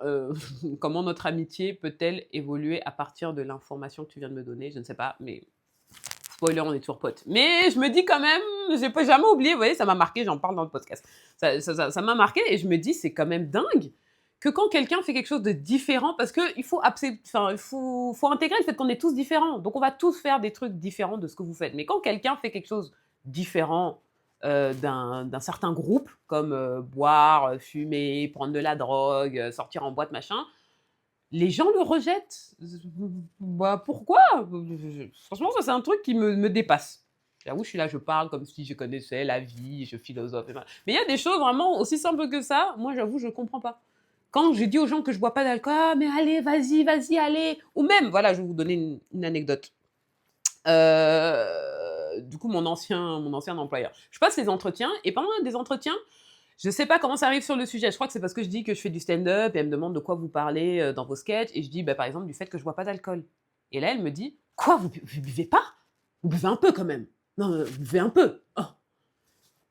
Et j'avais envie du poste, donc j'ai dit... Et ce qui est vrai, je dis, ça peut m'arriver, mais c'est quand même assez rare. Je vais boire 2 fois dans l'année, 3 fois, aller pour le pot de départ de Gérard ou pour l'anniversaire de ma mère, tremper mes lèvres dans le champagne, ma coupe de champagne. Mais globalement, j'aime pas l'alcool, c'est comme ça, faut l'accepter, j'aime pas. Acceptez-le que des gens n'aiment pas l'alcool. Bon. Et donc ça, c'est la première anecdote que je vais vous donner. Deuxième anecdote, c'est mon ancien employeur. Pourquoi ça n'a pas été un good fit sans rentrer trop dans le détail? C'est que j'avais un lifestyle quand même très différent du leur. Donc comme je t'ai dit, je fume pas, je bois pas, machin. Et eux, ils fumaient énormément. Tous. J'étais la seule quasiment du plateau, on était une trentaine, à ne pas fumer. Donc moi, quand je me retrouve en after work, et attention, la clope va bientôt être interdite dans les lieux publics à Paris, enfin en France. Oui, pour les enfants, pour pas que les enfants se prennent de la fumée et se chopent des cancers alors qu'ils n'ont rien demandé. Bon, bref. Mais quand moi je me retrouve en after work entourée de gens qui fument, et que t'es la seule à pas fumer, c'était là, ah ouais, tu fumes pas? T'es sûr? T'es sûr que tu fumes pas? Ah pardon, il y a le vent, pardon. Voilà, ça, ce truc-là. Ah ouais, tu manges pas de viande? Ah, tu bois pas? Donc, et moi, il y a un de mes managers, il m'a dit un jour, ouais, mais Bianca, t'as pas de vice. Comment ça, j'ai pas de vice? Déjà, tu me connais pas, j'ai pas de vice. Mais oui, j'ai peut-être pas les vices qu'ont la majorité des gens, ou en tout cas, qui se détectent facilement. Mais ça veut dire quoi? C'est une mauvaise chose maintenant? Parce qu'il m'a dit ça, il me félicitait pas, c'était un bon en mode, ah, Bianca, pas comme les autres, hein. Bah ouais, je suis pas comme les autres. Bah, j'espère bien. Bref, donc, dernier exemple. J'ai une copine qui, avant moi, était végane et elle ne l'est plus aujourd'hui parce qu'elle m'a dit socialement, c'était trop compliqué. Elle m'a dit, ouais, les gens, quand j'arrivais, ben, ils n'avaient pas forcément d'options pour moi, ils me posaient plein de questions, etc. Et du coup, je suis revenue en arrière. Je dis, mais c'est dommage. Je la juge absolument pas. Elle a le droit de revenir sur le fait qu'elle veut plus être végane. Chacun fait ce qu'il veut. Moi, je suis personne pour vous juger sur ce que vous mangez. Voilà, faites ce que vous voulez. C'est votre santé, gna gna gna. Bon, mais d'en arriver à rétro-pédaler sur des valeurs, des trucs quand même assez importants pour toi, parce que t'as peur que le groupe se moque de toi. Ce que je lui disais, c'est que demain, moi, si une de mes amies me dit qu'elle est allergique à la cacahuète, bah ok, bah, du coup, moi, quand je l'inviterai à manger, je ferai en sorte de pas mettre du beurre de cacahuète, de faire attention que les aliments n'ont pas touché les... Voilà, demain, quelqu'un me dit je suis allergique au lactose, je suis intolérant au lactose, ben, je ferai des trucs sans lèvres. Les gens qui t'aiment, enfin, parce que là, on parle d'un groupe, etc. Les gens qui t'aiment, qui t'acceptent, et qui ont envie d'évoluer avec toi, ben, ils s'adapteront à tes choix de vie et voilà, ils essaieront de comprendre sans trop te harceler en te posant un milliard de questions. Ils essaieront de comprendre ton truc et même s'ils comprennent pas, ils se diront ok, bah Bianca, elle a décidé de faire ci, bah voilà, je fais avec parce que derrière, elle a aussi d'autres qualités, voilà, son amitié m'apporte quelque chose dans ma vie, c'est un plus dans ma vie. Donc elle a décidé de plus manger de viande, bah je ferai un plat sans viande. Ou alors, oui, au restaurant, j'essaie de regarder s'il y a une option pour elle. Mais moi, le nombre de fois de me souvenir dans un restaurant, il y avait 0 option pour moi. Et là, je me suis dit, ben en fait, c'était souvent avec des collègues, c'était pas souvent avec des amis, parce que j'ai des très bons amis, franchement, là-dessus, chapeau. Ou même ma famille, quand je vais à un dîner de famille, il y a toujours ma soeur ou ma mère qui va prévoir une option pour moi, donc au top. Mais quand tu te retrouves avec des gens qui ne font aucun effort pour toi, au lieu toi de changer en te disant ah ben c'est moi le problème, non, c'est ton groupe, t'es pas avec les bonnes personnes. Bon, voilà. Accepter aussi son apparence physique. Quand je dis accepter d'être soi-même, c'est aussi son apparence physique. Arrêtons de nous comparer. Encore une fois, vous allez dire que je mets tout sur le dos des réseaux sociaux, mais C'est vrai que, voilà, les réseaux sociaux, c'est pas la réalité. Toutes les photos sont photoshopées. Il y a des filtres sur absolument tout. On va vous montrer que des photos et des vidéos de gens qui sont sur des plages, voilà, paradisiaques. C'est pas ça leur quotidien. Et les gens, tu sais, ils rentrent le ventre, ils sortent les fesses. C'est pas les réseaux sociaux, c'est pas la vraie vie. C'est pas la vraie vie. Donc ça, quand on l'a intégré, ça nous permet de pas trop déprimer en se disant ah non mais moi en fait ma vie elle est nulle, regarde, regarde. Non, c'est pas la vraie vie. Euh, donc franchement, l'apparence physique, je sais que c'est pas simple parce que moi aussi et voilà, j'ai tous mes membres. Déjà ça c'est une bonne chose. Déjà, j'ai mes deux bras, j'ai mes deux jambes, j'ai pas de trucs difformes sur le visage, enfin j'espère. Pas de trucs difformes. Les gens en général me trouvent plutôt mignonne. Je suis pas en surpoids. Donc c'est vrai que c'est facile pour moi de venir vous dire acceptez-vous tel que vous êtes, alors que j'ai pas trop de problèmes. Oui, mais il faut sinon c'est quoi? C'est que tu es malheureux toute ta vie parce que ou alors tu vas donc faire de la chirurgie esthétique. Franchement, par exemple, Michael Jackson, regarde Michael Jackson. Il n'était pas trop mignon. On va pas rentrer dans le débat sur le fait que ce soit un pédophile ou pas. Juste son apparence physique, parce que son père lui disait qu'il avait un énorme pif. Vous avez vu avec quoi il a fini à la fin? Non, les gars, non, non, non, faut s'accepter. Donc, faut arrêter de se comparer tout le temps. En tout cas, c'est bien de se comparer, mais quand ça t'inspire à faire des choses, des machins, mais pas à te défigurer, à te dénaturer, à ne pas être qui tu dois être, quoi. Non, ça c'est zéro. Bon. Autre chose que je tenais aussi à souligner dans cet épilogue, c'est qu'on n'a qu'une vie. Spoiler, on n'a qu'une vie. YOLO, you only live once, et on ne vit qu'une fois, voilà, on n'est pas dans un jeu Mario Kart, on n'a pas de vie en réserve, on n'a qu'une vie, on n'est pas des chats, voilà. Donc, quand le metteur en scène de votre vie dit coupez, et que la vie, enfin, c'est une métaphore complètement nulle pour vous dire qu'un jour vous allez mourir, ouais, autre spoiler, désolé, cette partie du podcast est un peu glauque, mais il faut l'accepter, franchement, il faut l'accepter, il faut l'intégrer justement, je pense, pour pouvoir vivre en paix avec soi-même et avec les autres. Euh, Quand votre vie s'arrête, ou que vous la voyez, parfois ça arrive de manière très tragique et vous ne voyez pas la mort arriver, c'est un accident, vous faites ramasser par un bus, voilà, cancer fulgurant, voilà, vous n'avez même pas le temps de dire oups, la personne est partie. Vraiment, qu'est-ce que je voulais vous dire par rapport à ça? Oui, il faut vous demander si votre vie, voilà, vous êtes en paix avec vous-même. Est-ce que vous avez fait les choix de vie que vous vouliez? Est-ce que vous avez fait ce que vous aviez à faire? Est-ce que vous avez dit ce que vous aviez à dire? Par exemple, je t'aime aux personnes que vous aimez. Donc, faut pas avoir de regrets, ce que je vais dire. C'est du you only live once, c'est que, surtout ce qu'il faut retenir de ce truc-là, c'est qu'il faut pas avoir de regrets. Faut pas se laisser empoisonner et par des pensées limitantes. Ah, mais non, ce projet-là, ah, je veux pas je veux pas me lancer. Ah non, je peux pas lui dire. Si, la seule chose dont on est sûr à 1000% dans cette vie, c'est qu'on va mourir. Même naître, là, les fausses couches, tu vois, ou les bébés morts-nés, machin. On n'est pas sûr même qu'on va vivre. On n'est même pas sûr de naître, mais mourir, ça, on est sûr. Toute chose a une fin. Toute chose a une fin. Même le soleil. On ne sait plus pas exactement dans combien de millions d'années. Tout. On dit oui, le soleil va toujours se lever. Toujours. Toujours. Ouais, peut-être plusieurs millions d'années, mais à un moment, le soleil va s'éteindre. C'est une étoile, à un moment. Donc, voilà, si vous pensez que Elon Musk va trouver la solution à l'immortalité et que vous allez vivre 3000 ans, non. Donc le temps, ce que je vous disais tout à l'heure, c'est précieux et il faut l'utiliser à bon escient. Et donc là-dessus, moi, ce que je vous invite à faire, moi, c'est ce que je fais, c'est que le soir, dans mon lit, sans que ce soit obsessionnel, je dis pas tous les soirs, je m'endors en me disant ah, si demain je me réveille pas, non, j'ai pas cette peur viscérale de la mort, voilà, c'est pas destination finale ma vie. Je suis pas en train de me dire est-ce que la mort m'attend derrière une porte. Mais je me dis est-ce que en me couchant ce soir, j'ai fait ce que j'avais à faire? Est-ce que j'ai dit ce que j'avais à dire? Est-ce que je suis en paix avec moi-même? Et si vous avez malheureusement le malheur, voilà, de tomber malade et voilà, vous avez un petit peu une sentence comme la maladie de Charcot, allez écouter les interviews d'Olivier Goy, dont parlait Samuel sur l'épisode dans l'intelligence artificielle. C'est qu'il est extrêmement, il est condamné, il n'arrive même plus à parler, c'est la même maladie que Hawkins. Il n'arrive plus à parler, etc. Mais il est d'une positivité. Oh my God.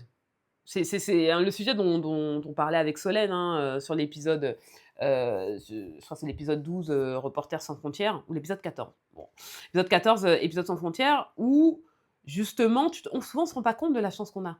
On est là, on se plaint: «Ah le métro, ah machin, Macron il me saoule». Oui, il y a des choses, et je remets pas en question, la validité des frustrations que vous pouvez avoir dans votre quotidien. C'est juste que, ce que disait mon père, faut souvent prendre du recul, faut relativiser. Est-ce qu'il y a mort d'homme?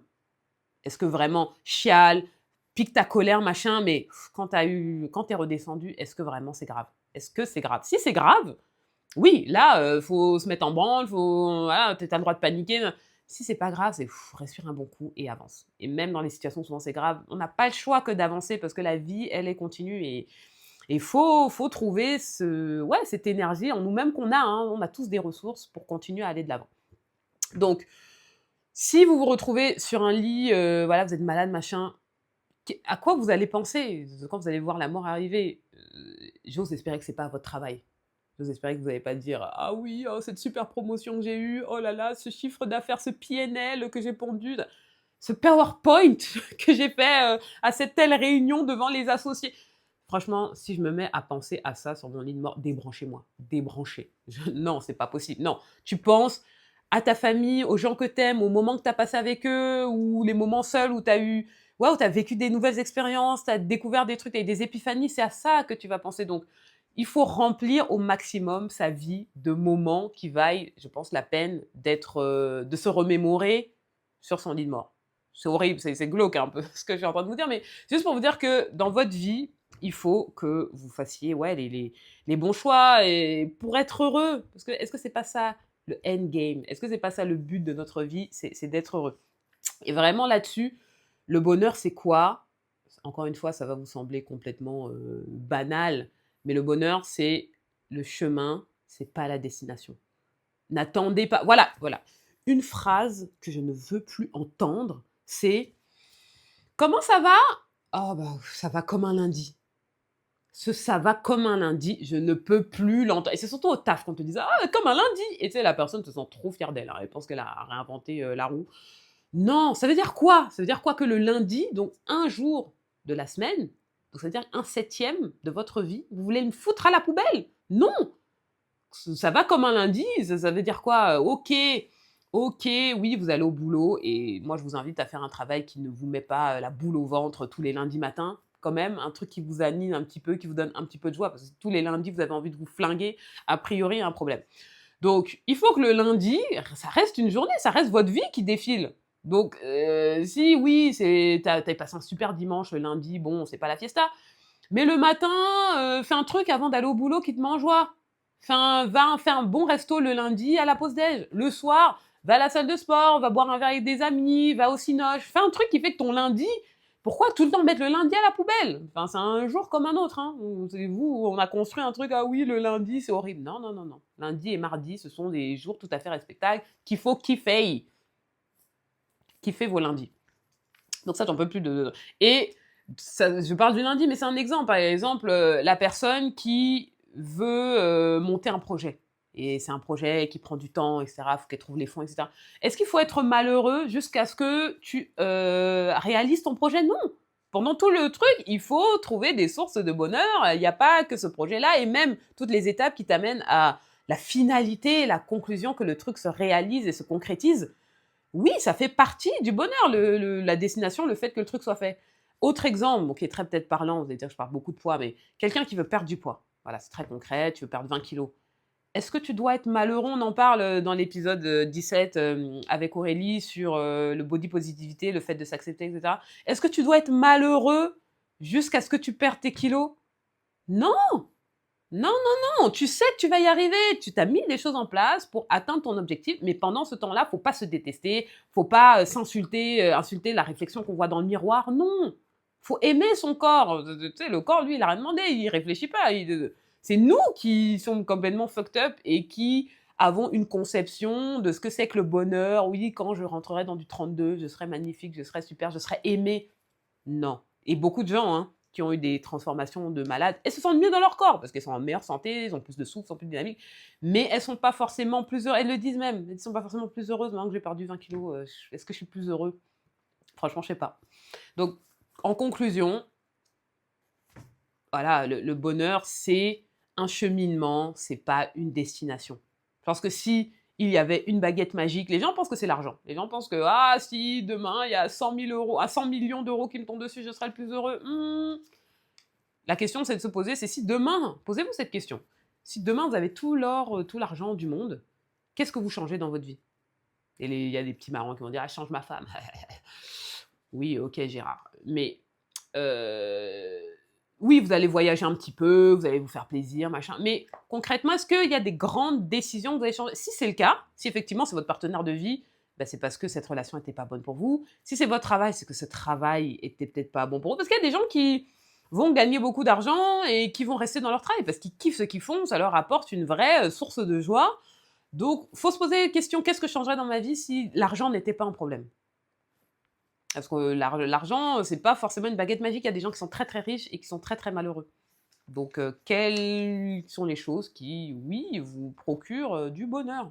Bon, sachant que la vie ne peut pas être parfaite. Hein. Ça aussi, il faut l'accepter. La vie n'est pas parfaite. Bon. Dernière petite chose dont je veux vous parler, c'est un conseil. En tant que recruteuse, en tant que nana qui a un peu vécu, bon, je prétends pas avoir les clés de la vie et de comment ça fonctionne et tout, mais petit conseil, moi, ce que je vous conseille dans la vie, c'est d'être 3 choses. Première chose, c'est d'être curieux. Il faut être curieux. Alors déjà, dans les entretiens, de manière très concrète, hein, dans les entretiens de recrutement, ce qu'attend un recruteur, que vous disiez, c'est pas « je suis perfectionniste, ah non, moi j'aime trop travailler ». Non, j'ai écrit je suis débile. Non, je sais que tu n'es pas perfectionniste. Je sais que c'est pas ça ton défaut d'être perfectionniste. Non, dites que vous êtes, quand on vous... Et moi, je déteste cette question. 3 qualités, 3 défauts. Mais bon, si on vous pose la question en qualité, dites que vous êtes curieux. Parce que quelqu'un de curieux, c'est quelqu'un qui, justement, va poser les bonnes questions, va se renseigner pour faire mieux, Voilà, c'est quelqu'un qui va progresser vite, et même s'il n'a pas toutes les compétences, on va lui faire confiance. Ah, il est curieux. Ah, c'est quelqu'un de bien. C'est un bon élément dans la société. Donc, dans l'entreprise. Dites que vous êtes curieux. Et soyez, même dans la vie de tous les jours, soyez curieux, challengez. C'est ce que je fais dans le podcast. Pourquoi j'ai lancé ce podcast? Parce que je suis curieuse. Moi, j'ai envie de savoir ce que mon invité pense. J'ai envie de me renseigner sur un sujet en particulier parce que je n'ai pas toutes les infos. Il faut être aware. Il faut... c'est quoi qu'est-ce qui se passe dans le monde? Qu'est-ce qui se passe dans la vie de mes proches? Soyez aussi curieux avec les gens qui vous entourent. Hein. Dites pas « Ah, salut, ça va, salut ». Non. Qu'est-ce qui se passe dans ta vie? Quels sont tes projets? C'est quoi tes actus? Soyez curieux. Vraiment, soyez curieux. Deuxième chose, soyez intéressant. Alors ça, ouais, c'est... Vous allez me dire, ouais, toi tu crois que t'es intéressante, machin. Mais je pense, oui. En tout cas, c'est vrai que le fait aussi d'être curieux fait que tu deviens quelqu'un d'intéressant parce que t'as une connaissance, t'as un avis sur tout un tas de sujets, justement, sur lesquels auquel tu t'es intéressé, qui fait que les gens, ouais, quand ils ont une discussion avec toi, ils sont pas forcément tout le temps d'accord, mais ça percute, il y a un ping-pong d'idées. Soyez intéressant. Moi, je n'en peux plus de me retrouver. Toutes les personnes qui sont mes amis sont intéressantes. Si vous êtes amis avec moi, voilà. Congratulations, you're interesting. Donc, soyez intéressant. Vraiment, j'aime pas comment le formuler d'autres. C'est vraiment que c'est vrai que la curiosité et le fait d'être une personne, ouais, qui va avoir des choses à dire, machin, c'est intimement lié. Soyez intéressant parce que ouais, les gens ont envie de... J'avais envie de dire les gens ont envie de traîner avec vous. Mais non, soyez intéressants parce qu'on a besoin de gens qui, ouais, se challenge, qui se posent des questions. On en a besoin. Arrêtons de tout remettre dans les bras de ChatGPT en appuyant sur un bouton et tout. Non, faut s'intéresser et il faut être intéressant. Voilà. Et dernier truc, soyez gentils. Alors vous êtes gentil, les gens me disent oui, gentil, on est dans le monde des bisounours. Non, soyez gentil dans le sens, soyez empathique. Ok moi, j'ai pas toujours été empathique. Hein. Moi, je vous le dis, jusqu'à mes 20 ans, 21 ans, jusqu'à ce que j'arrive en école de commerce, et vous allez me dire, l'école de commerce sera empathique. Non, pas du tout. C'est juste dans ma vie, c'est passé des choses qui font que... J'étais pas spécialement empathique, c'est-à-dire que j'étais pas quelqu'un de méchant, mais c'est vrai que je me posais pas la question de comment réfléchit la personne en face de moi, ce que je lui ai dit ou telle situation qui lui est arrivée, comment ça l'a impacté, qu'est-ce qu'elle ressent en fait. Être empathique, c'est se mettre à la place des autres. Et quand tu te mets à la place de quelqu'un d'autre, ouais, tu as une perspective qui fait qu'il y a des choses que tu vas pas faire, il y a des choses que tu vas pas dire, ou que, à contrario, que tu vas dire pour rassurer la personne, ou pour la conseiller. Voilà, et c'est vrai que quand tu comprends qu'est-ce qui motive les gens à faire ce qu'ils font, tes relations, elles sont à jamais changées. Vraiment, elles sont beaucoup plus saines. Les relations toxiques, et tu comprends pourquoi aussi les gens font des dingueries, tu te dis, ouais, bah non, je veux pas ça devant ma vie. Enfin, clairement, mettez-vous à la place soyez empathique. Et je pense que vraiment, c'est l'un des ingrédients qui manque à notre société et qui fait qu'on est tous complètement fucked up. C'est parce qu'on n'est pas assez, en tant que société, j'entends, on n'est pas assez empathique les uns avec les autres. C'est mon point de vue. Après, n'hésitez pas à débattre en commentaire. M'insultez pas, s'il vous plaît, j'ai pas le temps. Et voilà, je pense que j'ai fait le tour. Franchement, je pense que oui, c'est une très belle façon de terminer, je pense, ce podcast. C'est l'empathie. Je pense qu'il n'y a rien de plus vrai. Et je pense que c'est ça qui nous permettra, en tant qu'espèce humaine, à avancer, à évoluer. Et ouais, je pense que le monde sera meilleur. Ça fait très réponse Miss Monde, ce que je suis en train de vous dire. D'ailleurs, le concours est en train de se passer à l'heure où je vous parle. Mais oui, je pense qu'il faut qu'on aspire à un monde meilleur. Et je pense que ça n'a rien de fleur bleue, de nunuche, de dire ça. On a tous envie d'être heureux, je pense. Et ça passe parce que on vit en société, on est des animaux sociaux, sauf si vous vivez perchés, je sais pas où, sur une montagne, mais a priori, on interagit tous avec les uns les autres. Donc, pour qu'on soit heureux individuellement, il faut qu'on soit heureux collectivement. Voilà, c'est les petits sujets dont je voulais vous parler. Donc, quelle est mon ambition pour le podcast? Tout le monde me dit, ouais, mais podcast, alors, pourquoi tu fais un podcast? Bon, comme je vous l'ai dit, c'est juste parce que j'avais envie de me renseigner sur différents sujets, de débattre sur différents sujets, d'apprendre à connaître mes invités, donc des amis, des gens ou même des gens de ma famille, des gens que je connais depuis hyper longtemps, d'apprendre des choses sur eux. Et parce qu'encore une fois, je suis quelqu'un de curieux, soyez curieux. Et j'ai pas des envies de célébrité, d'avoir le podcast numéro 1 sur Spotify. C'est vrai que ça me fait plaisir à mon ego, mais moi je le fais d'abord ce podcast, d'abord pour moi. Parce que quand je sors d'une interview avec un invité, je passe un super moment en général. On déjeune ensemble, ou on boit un thé, on mange des muffins, on discute un peu avant, on discute un peu après. Moi, je ressors avec un super souvenir dans la tête. Vous voyez, quand je verrai la mort, la grande faucheuse arriver, je penserai à des épisodes du podcast, à cette discussion où j'ai éclaté de rire, où j'ai appris des choses. Donc moi, je me construis mes souvenirs aussi via le podcast. Et vraiment, encore une fois, merci à tous ceux qui sont venus à mon micro, et à tous ceux qui m'écoutent. Il y en a quelques-uns, qui m'écoutent.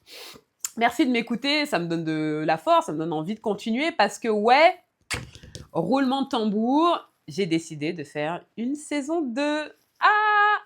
Donc là, je vous en dis pas trop pour l'instant, mais c'est vrai que j'ai plein de sujets que j'ai envie encore d'aborder. Les thématiques sont illimitées, et je commence déjà à interviewer de nouveaux invités.